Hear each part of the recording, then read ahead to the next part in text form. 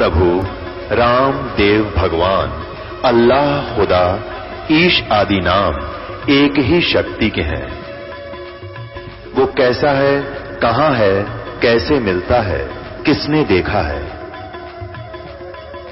ये प्रश्नवाचक चिन्ह पूर्ण रूप से हटाने के लिए अवश्य सुनिए जगत गुरु तत्वदर्शी संत रामपाल जी महाराज के अमृत वचन, सर्व पवित्र धर्मों के पवित्र शास्त्रों के आधार पर। जैसे रावण के पास पूरी सोने की लंका थी, सर्व सोने की लंका थी, वह रावण से रणधीरम, यानी एक योद्धा सूरवीर भी था रावण, और एक पलक में राज बिराजी फिर काल के पड़े तदीरम। परमात्मा कहते हैं रति कंचन पाया नहीं, रावण चलती बार। ये काया है राम की, अपनी कहे गंवार, और जमपुर धक्के खावेगा नाहक बह बेगार।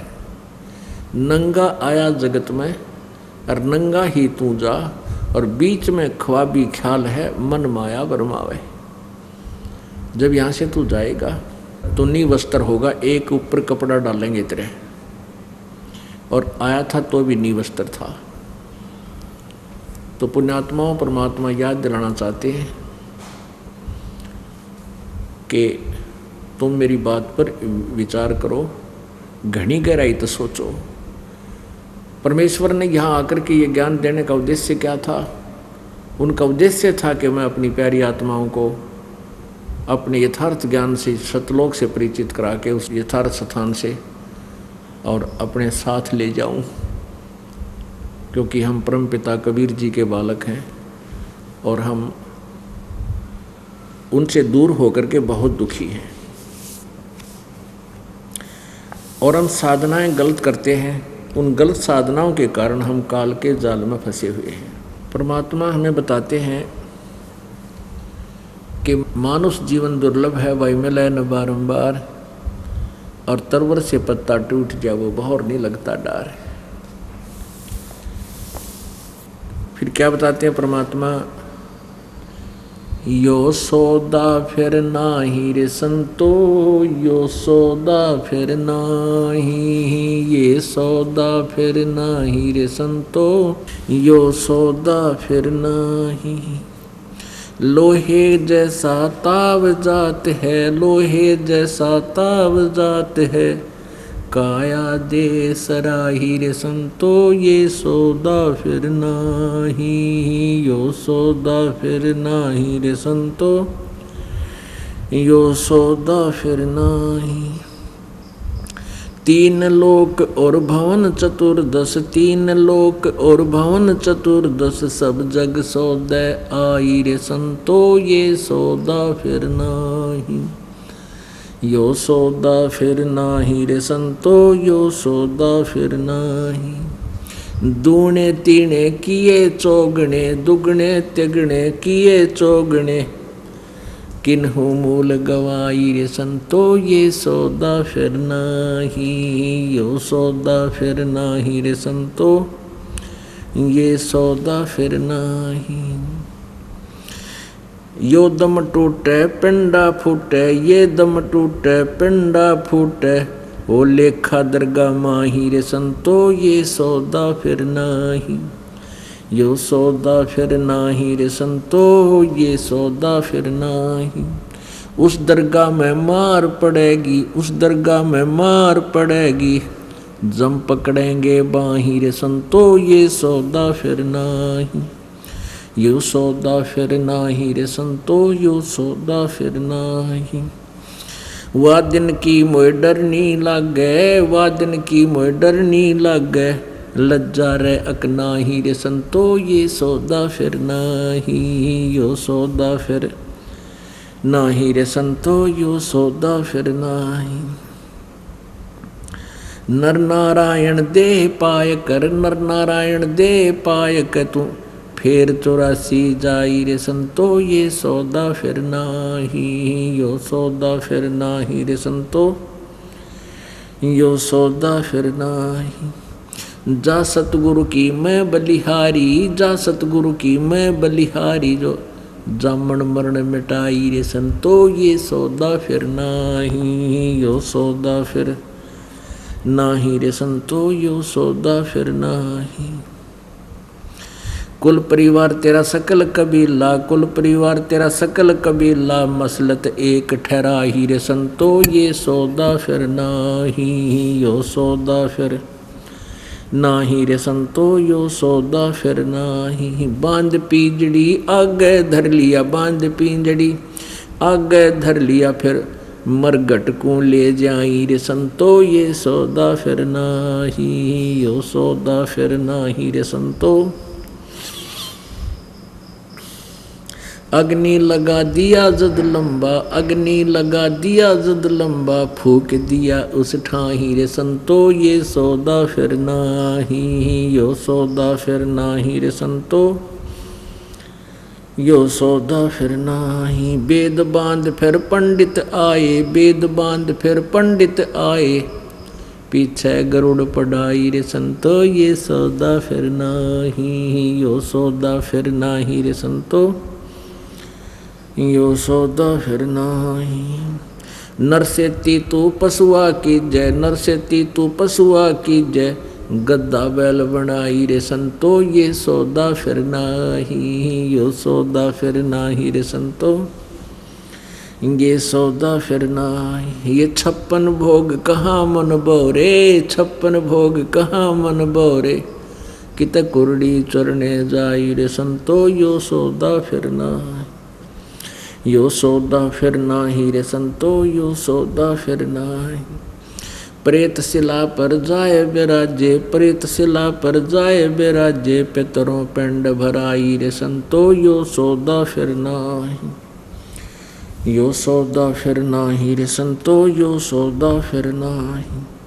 बोहर श्राद्ध खान को आए, बोहर श्राद्ध खान को आए, काग बहे कल माही रे संतो यो सौदा फिर नाही, यो सौदा फिर नाही रे संतो, यो सौदा फिर नाही। जय सतगुरु की संगत करते, जय सतगुरु की संगत करते, ये सकल कर्म कट जाई रे संतो ये सौदा फिर नाही, यो सौदा फिर नाही रे संतो, यो सौदा फिर नाही।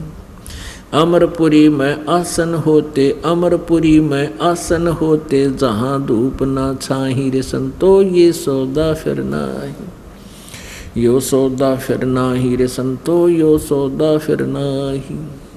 सुरत नृत मन पवन पियाना, सुरत नृत मन पवन पियाना, शब्द शब्द समाई रे संतो ये सौदा फिर नाही, यो सौदा फिर नाही रे संतो, ये सौदा फिर नाही। गरीबदास गलतान महल में, गरीबदास गलतान महल में, मिले कबीर गोसाई रे संतो ये सौदा फिर नाही, यो सौदा फिर नाही रे संतो, ये सौदा फिर नाही। गरीबदास गलतान महल में, गरीबदास गलतान महल में, मिले कबीर गोसाई रे संतो ये सौदा फिर नाही, यो सौदा फिर नाही रे संतो, यो सौदा फिर नाही। अब परमात्मा से परिचित होने के बाद आदरणीय गरीबदास साहिब जी ने परमात्मा से प्राप्त उस ज्ञान को हमारे लिए कितने अच्छे ढंग से पेश किया है। क्या बताते हैं कि ये सौदा फिर ना ही संतो, क्योंकि सत्संग के अंदर पुण्य आत्मा ही आती है, संत आत्मा होती है। भले ये वर्तमान में बिगड़ चुकी है, कुसंगत में पड़कर भले कोई घुटी छुटी भी लावा है, किसी ने बीड़ी बैड़ी भी पी है, मांस भी खा लिया है, कोई और भी उठपटांग कर दी है, लेकिन वो पुण्यात्मा फिर भी परमात्मा की तलाश में रहती ही है। और जब उनको सत्संग मिल जाता है तो वो बुराइयां छोड़ करके समर्पण हो जाती है। तो इसलिए कह रहा है कि ये सौदा फिर ना ही संतो, ये पुण्यात्माओं, संत होते पुण्यात्मा, कि ये सौदा फिर ना ही संतो साध भक्तों, और ये सौदा फिर ना ही। ये मनुष्य जीवन जो है ये ऐसा बताया है जैसे लोहे को गर्म करते हैं। ये लोहार कारीगर लोहे को गर्म करते हैं, गर्म खूब जब लाल हो जाता है, उस पर सही ताव आ जाता है, तुरंत निकालते हैं और ऐरन पर रख के ऊपर थोड़े तेने कट कट कट कट फटाफट मार के, और उसका जो भी औजार बनाना चाहते हैं, जो भी वस्तु बनाना चाहते हैं, वो उस गरम पर चोट लगा के वो बना सकते हैं। यदि लोहा जरा सा भी ठंडा हो जाए, फिर चाहे सारे गणधर पीट ले उसके ऊपर थोड़े ने, वो बांगा टेढ़ा बन जाएगा, वह वस्तु नहीं बन सकती जिसके लिए वो गर्म किया गया था। तो ये मनुष्य जीवन क्या बताते हैं कि लोहे के जैसा ताव जात है, यो काया देश राही। ये लोहे के साथ ताव जाता है। मनुष्य शरीर समझ लो गर्म लोहा है जब तक ये मनुष्य शरीर आपके पास है, और इस मनुष्य शरीर के रहते रहते राम नाम की चोट आपने मार ली, लगा ली, सतभक्ति कर ली, धर्म पुण्य कर लिया, तो जिस वस्तु के लिए, जिस उद्देश्य के लिए आपको मनुष्य शरीर मिला था, अर्थात ये लोहा गर्म किया गया था, आपने उसका लाभ उठा लिया। और यदि ये लोहा हो गया ठंडा, राम नाम की चोट मारी नहीं, तो बांगा टेढ़ा बनेगा, फिर गधा बन जा, कुत्ता सुअर, ये मुंह लगेंगे आपके। फिर अरे कितना सुंदर शरीर दिया परमात्मा ने, इब तो दिन में 3 दर्पण देखा है, और फिर गधा में पास देखिए दर्पण। तो कहने का भाव ये है परमात्मा का, ये सारी चीज़ें याद दिला कर भगवान की तरफ आपकी प्रेरणा, आपकी लगन बढ़ाई जाती है। और यह सच्चाई है, क्योंकि सत्य जो होती है वो परमात्मा ही बोल सकता है, और अन्य सत्य कह ही नहीं सकता। और परमात्मा जो भी वचन कहता है वो सत्य ही होते हैं। अन्य तो जीव है, वो कितना बोल सकता है, उसको तो कुछ भी पता नहीं होता। अब अगले 10 कदम 10 सांस के बाद का पता नहीं, 1 श्वास के बाद का पता नहीं। तो परमात्मा ने ये ज्ञान हमें बताया है, उस पर हमने बहुत ज़्यादा गहराई से सोचना है और अमल करना है। क्या बताते हैं? 3 लोक और भवन चतुर्दश, ये सब जग सौदे आही। अपनात्मा जैसे दुगने तिगने किए चौगने किन हो मूल गवाही। जैसे कोई व्यक्ति 1 लाख रुपया लेके और कहीं चला गया, वहाँ जाकर के उसने अपने बिजनेस व्यापार के लिए कोई कमरा किराए पर लिया, धर्मशाला में या होटल में, और वहाँ से फिर उद्देश्य क्या लेकर गया था कि मैं इस 1 लाख के दुगने तिगने चौगने बनाऊं, सौदा करूं, माल लूं, फिर अच्छे रेट से बेचूं, फिर खरीदूं, फिर बेचूं, फिर खरीदूं, फिर बेचूं, शतरक रहूं, यानी अर्थात कोई व्यवसाय करूं। तो जिस पुण्यात्मा ने अपना सौदा किया और उस मूल धन के दुगने तिगने चौगने बना लिए, तो वो सेठ बन गया, साहूकार, धनी बन गया। और दूसरा व्यक्ति 1 लाख रुपये लेकर गया, उसी प्रकार होटल में कमरा लेकर के किराए पर रहने लगा, और सौदा किया नहीं, उसी मूल धन से गुटी लगावे, शराब पीवे, कमरे का किराया देवे, बढ़िया भोजन करे, फिर सिनेमा देखने चला जा, सैर सपट्टे कर रहा है, तो वो निर्धन हो जाएगा। निर्धन हो जाएगा तो उसके ऊपर कर्जा होगा तो फिर वो महादुखी होगा, मजदूरी करेगा किसी के यहाँ। तो ऐसे पुण्यात्माओं, आप इस मनुष्य जीवन रूपी मूल धन को प्राप्त हो लेकर आए हो।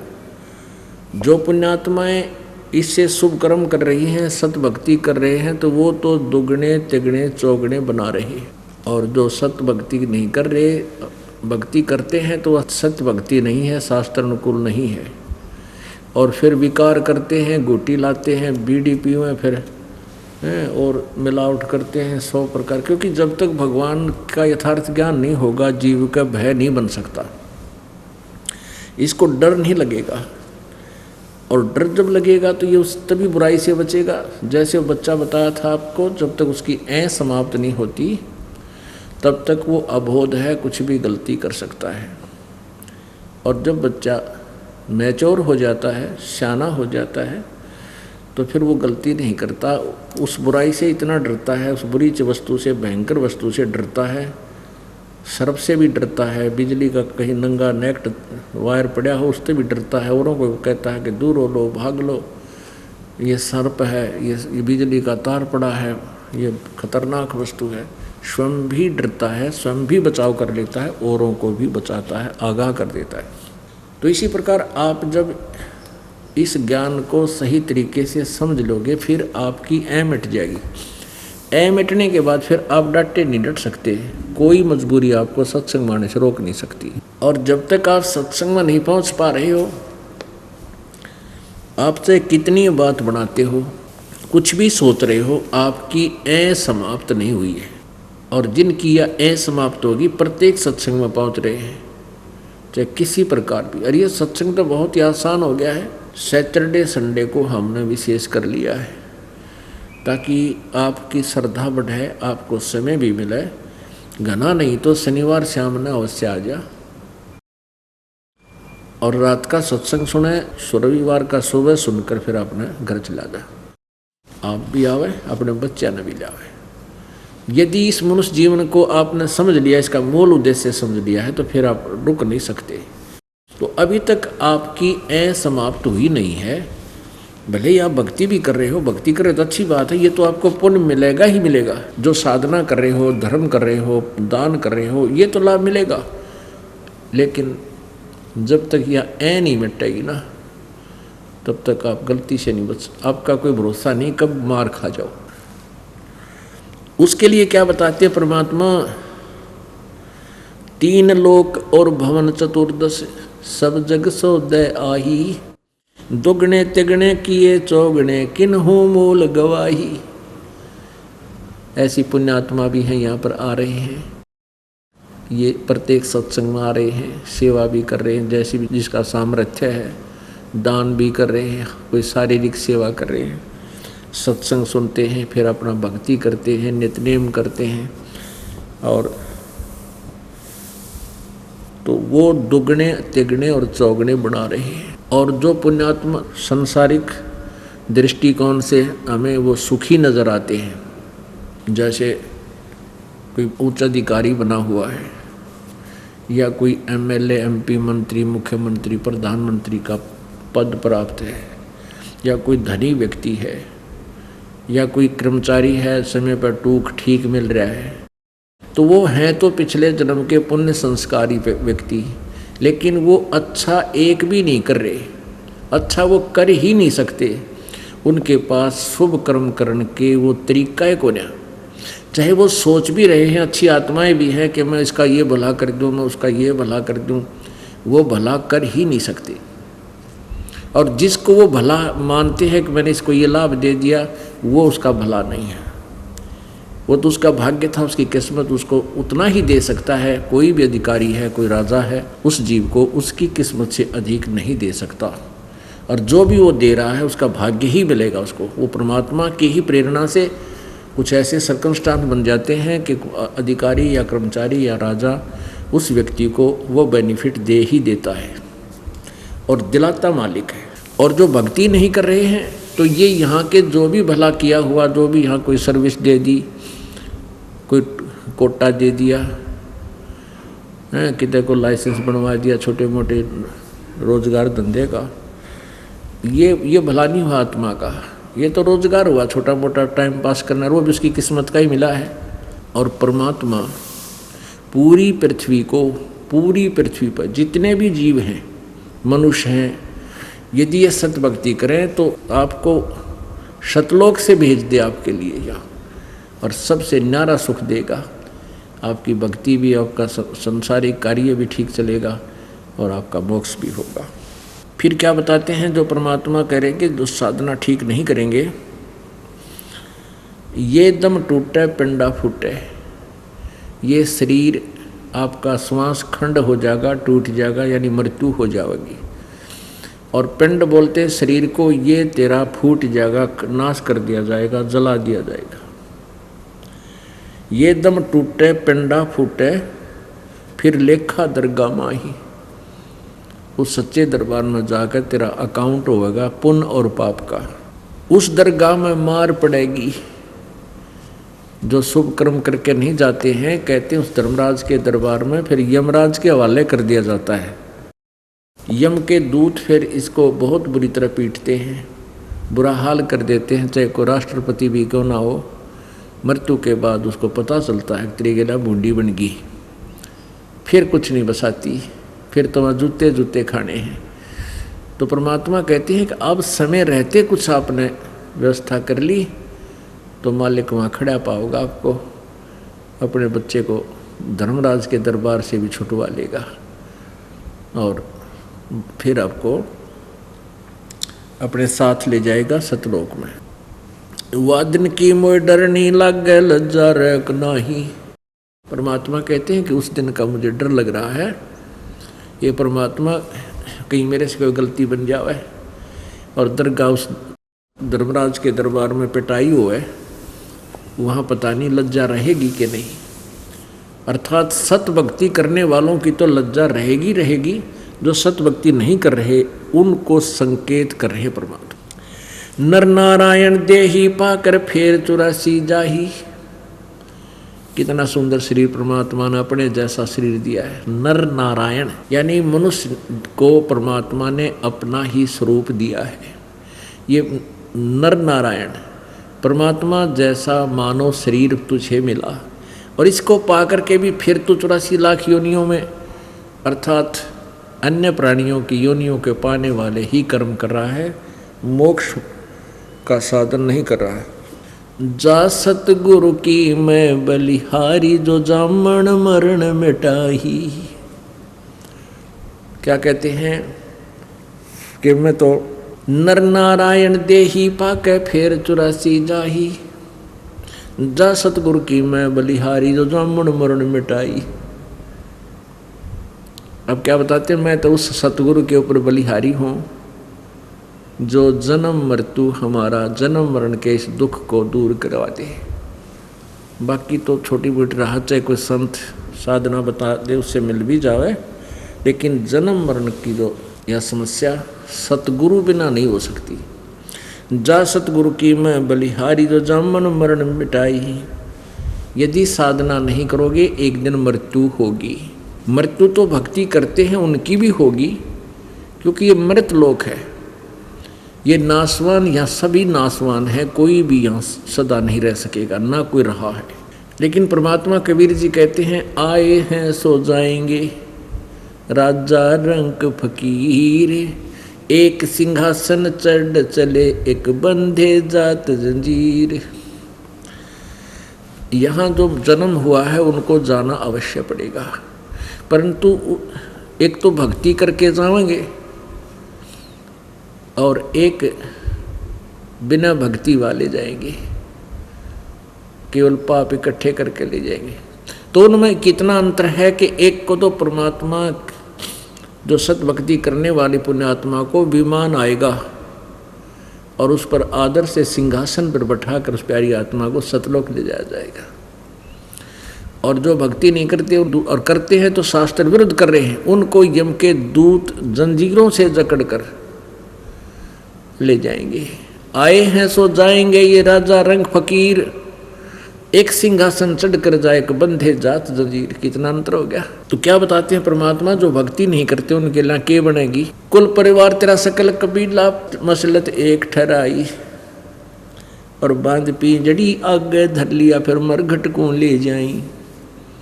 जो ही तेरा ये श्वास पूरे हो जाएंगे तेरी मृत्यु हो जाएगी, उसी समय कुल के लोग इकट्ठे हो जाएंगे, आसपास के अपने कबीले के व्यक्ति, अपने मोहल्ले के व्यक्ति, और सभी की एक ही सलाह होगी, एक ही राय हो जाएगी, उठाओ इसको फटाफट ले चलो और सभा करो, अंतिम संस्कार करो। कुल परिवार तेरा सकल कबीला मसलत एक ठहराई।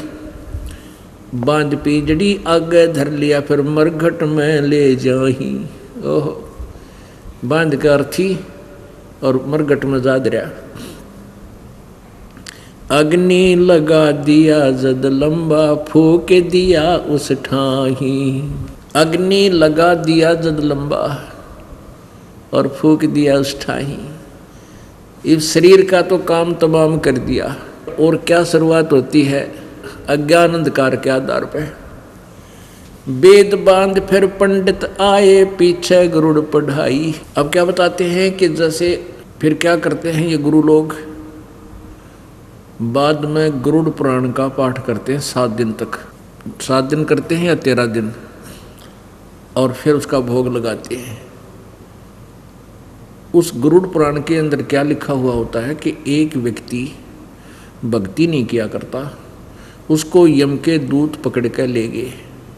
अगर इस रास्ते से, जिस रास्ते से जा रहे थे, वहाँ पर पुण्यकर्मी प्राणी वहाँ भंडारों के अंदर भोजन खा रहे थे, मोहन भोजन उनको प्राप्त था। और जो भक्तिहीन प्राणी थे उनको भूख लगी, प्यास लगी। उन्होंने कहा यमदूतों से कि भाई हमने खाना खिला दो। तो वह कहने लगे भाई तुम खाना नहीं खा सकते, तुमने कोई अच्छा काम नहीं किया।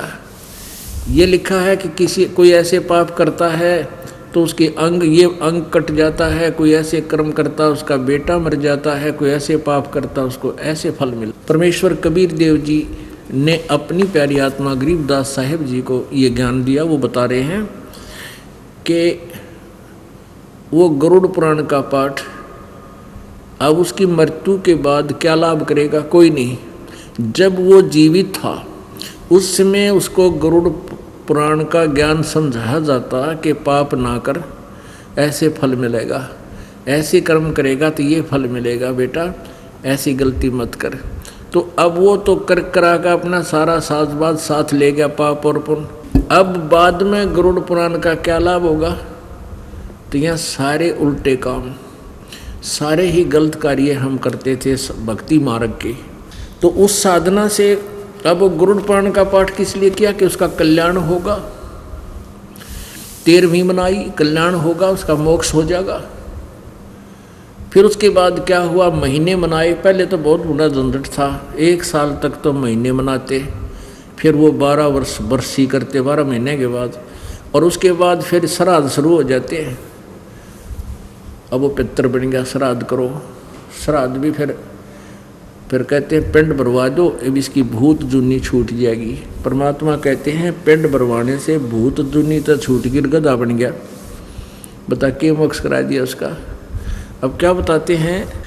नर से तीतू पशुआ की जय गद्दा बैल बनाई, ये 56 भोग कहाँ मन बोरे है कि तकुरडी चरने जाई। पुण्यात्मा, इस ज्ञान से आपकी ऐं मिटेगी। ये आपका जो बालकपन है ये दूर हो जाएगा बार बार इस ज्ञान को सुनने से। जिनकी ऐं मिट जाएगी, मिट चुकी है, उनको कितना डर लगेगा इस ज्ञान से। और जो अभी बालक हैं वो सत्संग में आ भी रहे हैं, सुन भी रहे हैं, और उनको बुरा भी नहीं लग रहा क्योंकि गुरुजी ज्ञान दे रहे हैं। पर उनके हृदय में यह बात अभी उतरे नहीं। उनके मन में तो और ही टारगेट होता है, गुरुजी कल मिल लेंगे, उनसे यह प्रार्थना करेंगे, ये तकलीफ है, ये कम अभाव है इस वस्तु का, वो मांगेंगे। कोई बात नहीं, वो तो सुबह याद कर लोगे तो भी याद आ जाएगी। लेकिन अब तो ये याद करो कि हम फंसे कित बैठे हैं, हम कहाँ से आए थे। हम सतलोक से आए हैं, और वहाँ किसी चीज़ का अभाव नहीं था, ना कोई टेंशन थी, ना कोई कमी थी किसी वस्तु की, ना शरीर में कष्ट था, ना कोई रोग था, ना मृत्यु होती थी, ना बुढ़ापा आता था, युवा शरीर रहता है। और जिनकी ऐं मिट गई वो तो गदगद हो जाते हैं, सत्संग सुनते हैं और वो केवल आशीर्वाद ही प्राप्त करते हैं। उनको हर तरह से ज्ञान प्राप्त हो जाता है। जो क्रिया हम कर रहे हैं ये शास्त्र अनुकूल है, और इस शास्त्र अनुकूल साधना से हमें मोक्ष तो मिलेगा ही मिलेगा, ये गारंटीड बात है। उनके हृदय में यह पक्की दस जाएगी। क्योंकि अगर ये कच्चा काम होता तो परमात्मा नहीं बताते आके।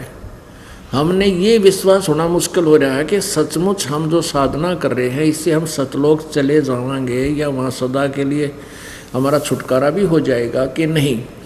हाँ, अर्जुन की ऐं मिट गई, उनका फाइनल हो चुका है कि इससे अलग कोई भगवान नहीं, इससे न्यारा कोई ज्ञान नहीं, और इससे अतिरिक्त कोई समाधान नहीं पृथ्वी पर, तो फिर होया ही पड़ा है। मोक्ष तो होगा ही होगा, लेकिन इसमें मर्यादा, सबसे पहले मर्यादा की आवश्यकता है।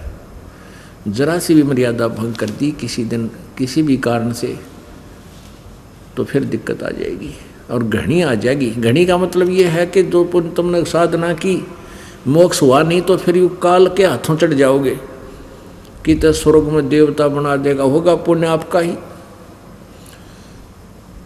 कहीं ब्रह्मा विष्णु महेश की पदवी प्राप्त कर लोगे, और कहीं पर राजा बन जाओगे, कि तुम प्रधानमंत्री बन जाओगे किसी देश का, कभी मुख्यमंत्री बन जाओगे, कि तो अच्छी फिर कुछ छोटे मोटी पोस्ट अच्छी मिल जाएगी, फिर गधा बन जाओगे। यानी अपने पुण्यों को नाश करके फिर यही चक्कर में पड़ जाओगे। तो परमात्मा हमें ये याद दिलाना चाहते हैं कि जो मनुष्य जीवन तुम्हें मिला है, इसको सफल करो, और हमारे इस गाइडलाइन को, हमारे द्वारा दिए गए इस ज्ञान को अंतिम समझो। जिनकी मिट गई है वो फाइनल मान चुके हैं, लेकिन उनको भी सत्संग की आवश्यकता घनी पड़ेगी। आखिरी श्वास तक आपने सत्संग की आवश्यकता पड़ेगी, और सत्संग के बिना ये प्राणी फिर वैसा ही बन जाएगा। क्योंकि यहाँ से जाने के बाद आपको 99% व्यक्ति एक ही स्वभाव के मिलते हैं, जो भक्ति से विरुद्ध हैं, भक्ति से दूर हैं। यदि किसी पंथ संत से वो जुड़ा है तो भी वो भक्ति नहीं कर रहा है, वो बेचारा अपना टाइम पास कर रहा है। तो आपके लिए वर्तमान में ऐसा क्रिटिकल समय चल रहा है, यदि आप सत्संग में नहीं आओगे तो 2 महीने 3 महीने 4 महीने में आप उसे फिर हो जाओगे। कुछ समय के बाद क्या होगा कि ये ज्ञान पूरी पृथ्वी पर पहुंच जाएगा, और सभी एक स्वभाव के व्यक्ति बन जाएंगे जो परमात्मा की भक्ति करें। और कोई 10-20% रहेंगे तो वो आप पर डिमोरलाइज हो जाएंगे। जैसे फसल बीज दी जाती है और वो फसल अच्छी तगड़ी होगी तो नीचे कोई थोड़ा बहुत घास भी खड़ा उग जाएगा, वो हानि नहीं करता, वो अब पर जड़ खत्म हो जाता है, नीचे रह जाता है दबाव मान करके। और अब क्या है, अब इसके विपरीत है। पुण्यात्मा थोड़ी है, कनक के पौधे कम है, घास घना है। तो जब ये पूरी खेत में फिर संवार का खेत में बो दिया जाएगा तो तगड़ी फसल हो जाने के बाद घास की पार नहीं बसाया करती। तो निकमी आत्मा अगर थोड़ी बहुत 2-4-10% रहेंगी तो उनका कोई असर हमारे पर नहीं हो सकेगा। अब इसके विपरीत हो रहा है, तो इसमें सत्संग की आवश्यकता घनी पड़ेगी आपने, और रह कराना चाहिए। कई भक्त क्या करते हैं कि हम CD ले गए हैं, सत्संग घर पर ही सुन लेते हैं, वो तो अच्छी बात है, उससे आपका नॉलेज बढ़ेगा। और वो क्या है कि आप सत्संग सुन रहे हो और आवाज़ आ गई, ये भैंस खुलाएगी, भैंस खुल गई, देखा टड़ू चूंग गया, किसी ने बैल बजा दी, या कोई बड़ा अफसर है तो बैल बजा दी, रिश्तेदार आ गए, TV बंद और रिश्तेदार आ गए, गप्पे सब शुरू, उन्हें बिना याद रहे कि सुना था। तो यहाँ आने के बाद आप पहले तो सत्संग सुनोगे, यहाँ दास के पास बैठकर 2 घंटे, सुबह 2 घंटे शाम, आप कहीं उठकर नहीं जा सकते, आप जान को नहीं दें अपने, क्योंकि बच्चे हैं, टीचर है, वो बच्चों को संभाल के रखता है, क्लास के टाइम पढ़ाते समय बैठ जाओ भाई, ध्यान से सुनो और निकलना दे दो। और फिर आप खाना खा के फिर किधर बैठोगे, बतलाओगे, आपस में चर्चा करोगे, वो न्यारा सत्संग। मालिक की चर्चा चलेगी, कोई अपना दुख बताओगा, कोई सुख बतावेगा, तो उसका और दृढ़ विश्वास आपको होगा। तो इसलिए आपको यहाँ बुलाया जा रहा है, और इतनी बड़ी व्यवस्था मालिक ने करके दी है अपने बच्चों के लिए। ये इसलिए दी है कि आप यहाँ आओ, रह कर आओ। 1 महीने में 1 बार तो पूरा परिवार अवश्य आ जाए, कोशिश करो आने की, इससे आपका बहुत लाभ होगा। अब क्या बताते हैं कि नर से तीतु पशुआ कीजिए, गद्दा बैल बनाई, ये 56 भोग कहाँ बोर मन बोरे, किधर कुर्डी चलने जाई। आज आपको कितना अच्छा आहार प्राप्त है, कितना अच्छा भोजन खाते हो, भूख लगती है उसी समय आप आहार खा लेते हो, भोजन कर लेते हो, जब इच्छा होती है चाय पी लेते हो, प्यास लगी तो जल पी लेते हो। और वर्तमान में तो बहुत अच्छे और स्टैंडर्ड चल पड़ा, ये फिल्टर वाटर लाग गया।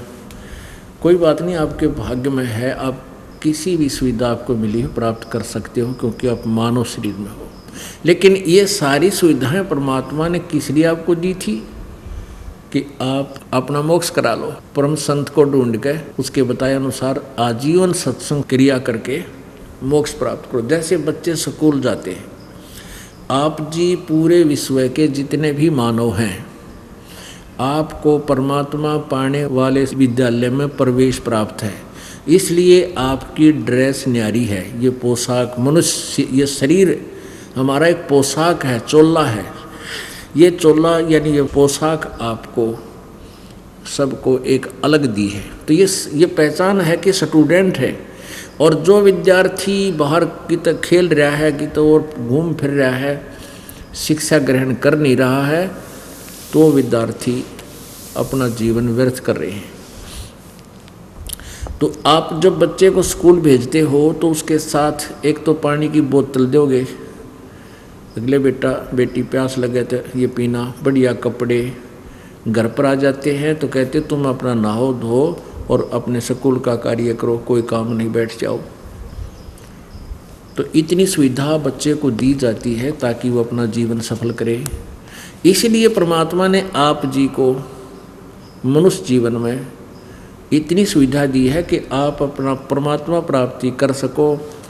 जैसे कोई झोपड़ी डाल ले या कोई मकान बना ले। गर्मी और सर्दी से बचने के लिए, प्राकृतिक आपदाओं से बचने के लिए, जैसे ओले गिरने लग गए, वर्षा आ गई और सारे कपड़े भीग गए, तो आप भक्ति नहीं कर सकते।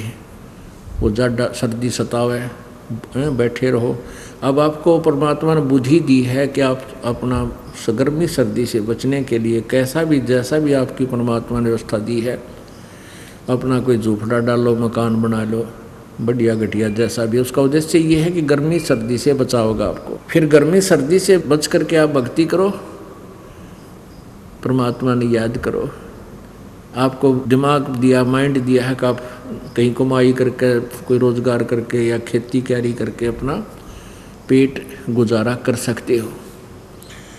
और फिर साथ में समय पर रोटी खा सकते हो, समय पर पानी पी सकते हो। गर्मी सर्दी से बचने के लिए पतले मोटे कपड़े भी आप प्राप्त कर सकते हो।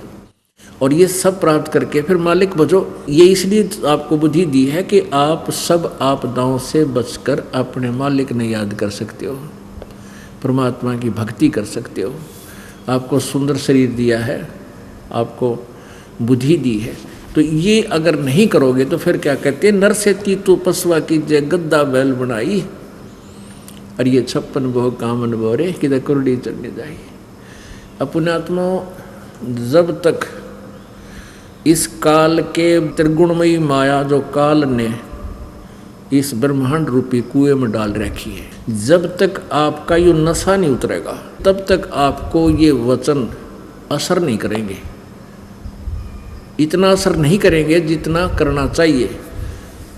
अब जैसे परमात्मा कहते हैं, कबीर ये माया अटपटी, कबीर ये माया अटपटी, सब घट आने अड़ी, किस किस को समझाऊं या कुएं भांग पड़ी।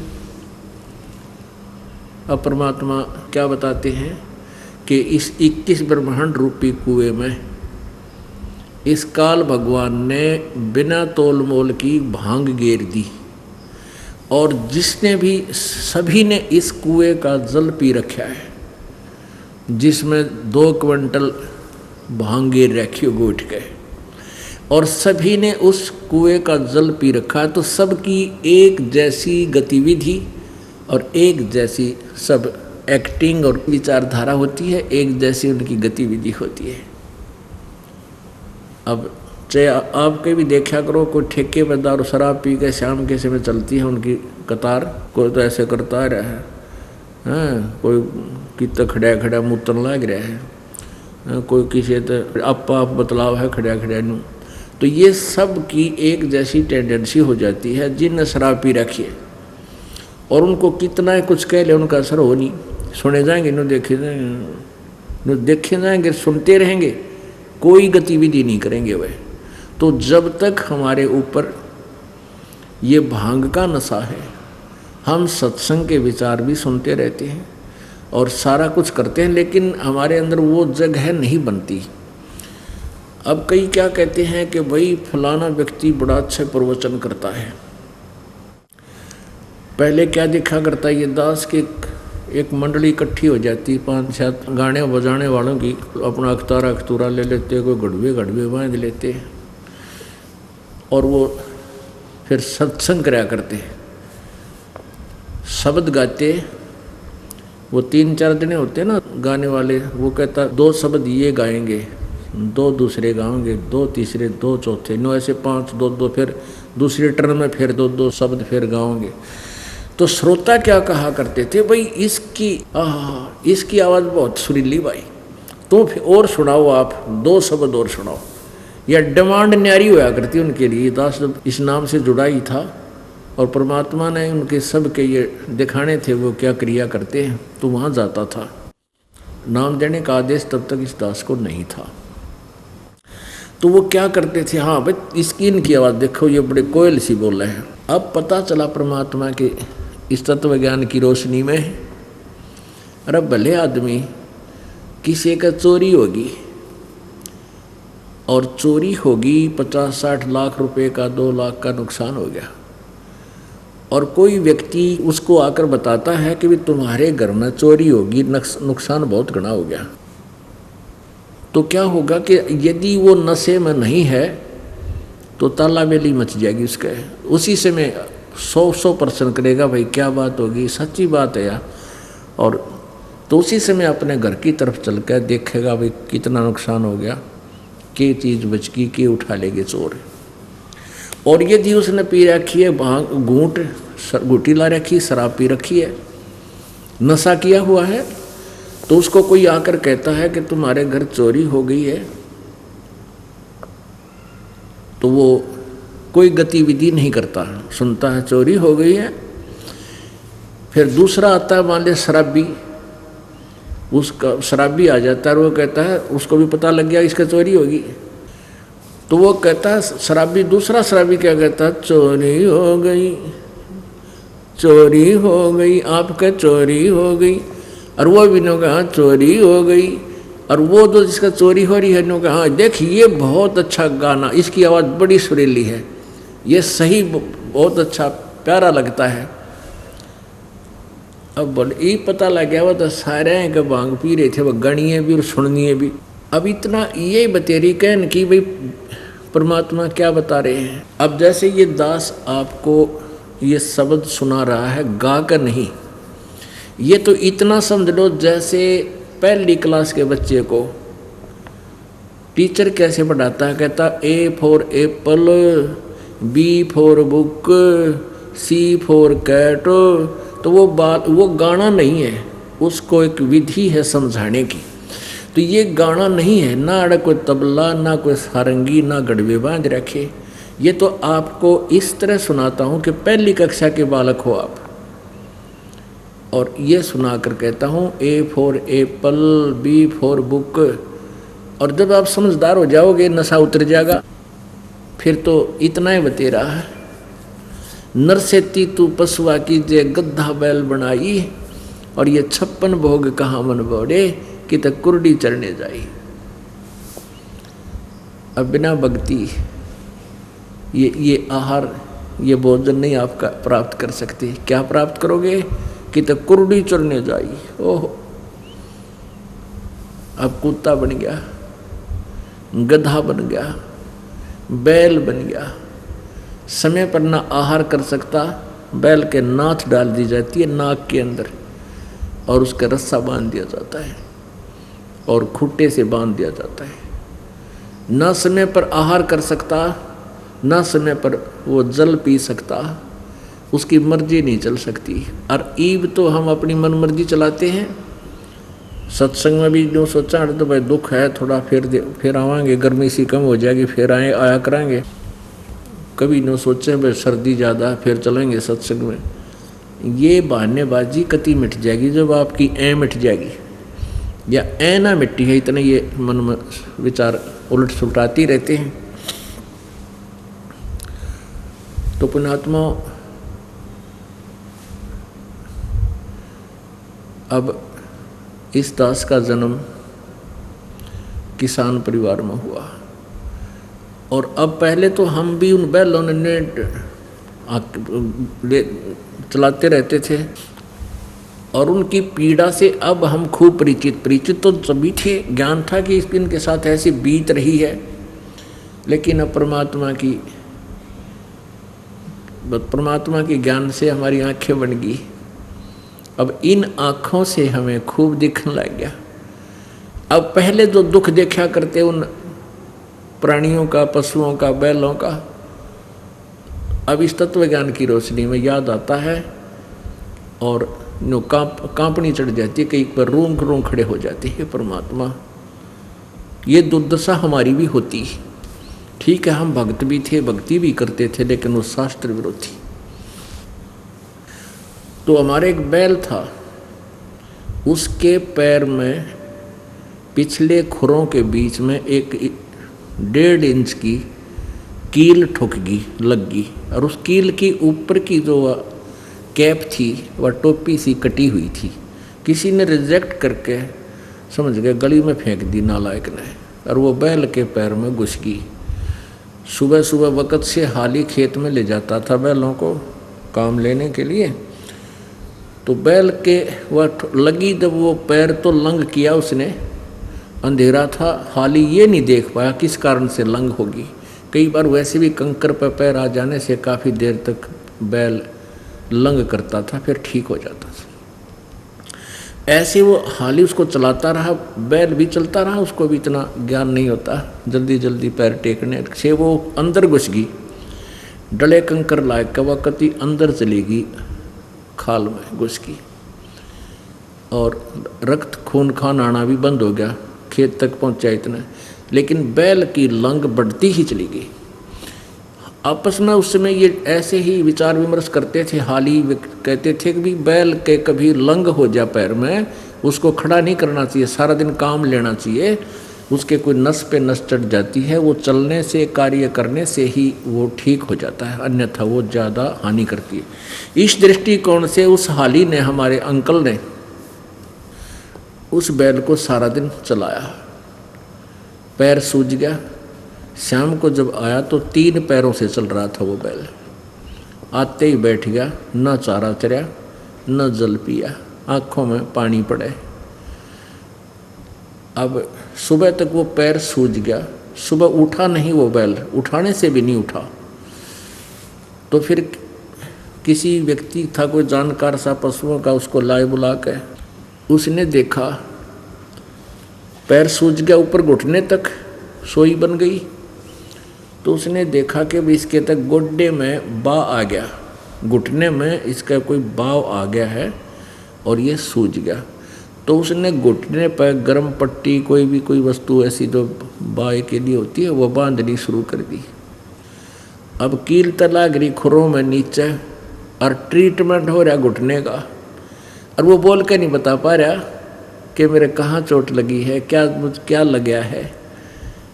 अब 1 महीना 20 दिन तो वो बैल वहीं पड़ा रहा बेचारा, वहीं उसको बैठे बैठे का चारा चरा दे, वहीं थोड़ी बहुत उसको जल पिला दे। अब 1 महीने के बाद वो अपने आप पक के पैरों के खुरों के बीच का वो स्थान, उसमें से मवाद लेकर लग गया, रेसा। तब देखा रहा इसके तो पैर में गड़बड़ है। एक व्यक्ति बुलाया, उसने एक ले रखी थी बस पेन सी, नकचुंडी बोल रहे हैं जिसको, जैसे वो नेल कटर टाइप सी। उसने देखा, उसको साफ सूफ करा, उसमें देखा तो वो एक कील गड़ रही, उसके अंदर कील घुसी हुई है, वो निकाल ली उसने, इतनी निकली बार। उसके बाद वो बैल चैन से आहार करने लगा और जल पीने लगा, फिर वो खड़ा होने लगा। अब पुण्यात्माओं, अब जब वो मनुष्य शरीर में था, उस नालायक प्राणी ने कभी सोची भी ना होगी इतनी यह दुर्गति हो जाएगी। और परमात्मा हर समय ये डंडोरा पीटते आए हैं। पुण्यात्माओं, ये आपका सौभाग्य है कि आपको ऐसा सत्संग सुनने को मिल रहा है, नहीं तो इस दास की आधी उम्र हो गई थी, 37 वर्ष का हो गया था। सन 1988 में दास को ये उपदेश मिला, और उससे पहले इस तरह का ज्ञान कभी सपने में भी ना सुना था। यदि पहले सुन लेते तो पहले जागृति आ जाती। तो ये सौभाग्य है आपका कि आपको ये ज्ञान, ये वचन, परमात्मा की महिमा सुनने को मिल रही है। आप बहुत ही सौभाग्यशाली व्यक्ति हो। आपके पुण्यों की जितनी प्रशंसा दास करे उतनी थोड़ी समझ लेना। और अब यदि आप आगे बढ़ोगे नहीं, आपने तो ऐसी स्थिति पर आना पड़ेगा कि एक समय ऐसी स्थिति पर आ जाना चाहिए कि उस परमात्मा के अतिरिक्त आपके हृदय में किसी की चाह ना रहे, किसी की इच्छा ना रहे, तब आप सतलोक जा पाओगे। ये कितने दिन में बना सकते हो, कितना अभ्यास कर सकते हो? भक्ति साथ चलेगी। और ये ज्ञान, इस भक्ति और ज्ञान से लास्ट में आपकी ऐसी स्थिति आ जाएगी, ऑटोमेटिकली होगी, बस की बात नहीं रहे आपके। आप यहाँ किसी वस्तु में भी थोड़ी सी लगाव रखना चाहोगे, नहीं सोचोगे तो कहो मन में ये प्रेरणा, ये ज्ञान ऐसी हिलोर उठाएगा कि भी ये भी अपना को नहीं। और फिर ये है जहाँ आशा तहाँ बादशाह हुई, फिर ये डर रहेगा कि यदि आज कोई पोते में, पोती में, या कार या कोठी में, बेटा या बेटी में, या किसी अन्य वस्तु, व्यक्ति या उसमें, तो अगर आपकी जरा सी भी आस्था रहेगी तो फिर दुर्गति पहाड़ तबाही शुरू हो जाएगी। तो ये डर आपके हृदय में एक अजब से अलग से बनेगा। और एक ज्ञान रहेगा कि ये वस्तु सब नाशवान है, आज हमारे पास कितनी अच्छी मकान है और कल मृत्यु हो जाए। तो इन बातों को आधार बना के आपने उस सतलोक चलना है। अब क्या बताते हैं, नर से तीतू पशुआ की जय गद्दा बैल बनाई, ये 56 भोग कहाँ मन बोरे की तकुरडी चरने जाई। अब परमात्मा कहते हैं, नाचे गाए किने ना मिलिया, जिन मिलिया तिन रोए ना। जैसे आपने सत्संग करते देखे, कोई डांस कर रहा है, कोई नाचा है बंडेलें की तरह, ये कोई सत्संग है? ये तो वो भी नशाए कर रहे हैं जो सत्संग में डांस करें या सत्संग में हथेड़ी पीटे, वो उनका भी नशाए है। गानी प्रवचन करता के भी, श्रोता के भी। इसमें तो हृदय में नो कसक उठे और हृदय में नो कंपन छूटे है भगवान, या दुर्गति बनेगी तो आपका नशा कम हो लिया। अब आप सुनते भी हो, आपका जगह नहीं बनती, कम बनती है, लेकिन शुरुआत होगी। ये ऐसी चोट है शब्द की, या फोड़ कर धर देगी सात्मा के ऊपर बैल ने, और एक दिन वह स्थिति आपकी आवेगी। इसी ट्रीटमेंट से, इसी प्रोसीजर से ये कार्य सफल होगा। सत्संग में आते रहो, विचार वचन सुनते रहो, 100 बार सुनो। ये मन में यदि आपके मन में न्यू आ गया कि तो पहले भी सत्संग सुना था, गुरुजी वही बात फिर बताओ हैं। अरे भले आदमियों, रोजाना रोटी वही होती है, सब्जी में फेर बदल एक आधी बार सुबह शाम में हो सकता है, और वही रोटी सुबह भी अच्छी लगी है और शाम को भी इच्छा बनी है तो आप स्वस्थ हैं। और यदि आपको शाम को अरुचि है भोजन में तो आप अस्वस्थ हो चुके हो।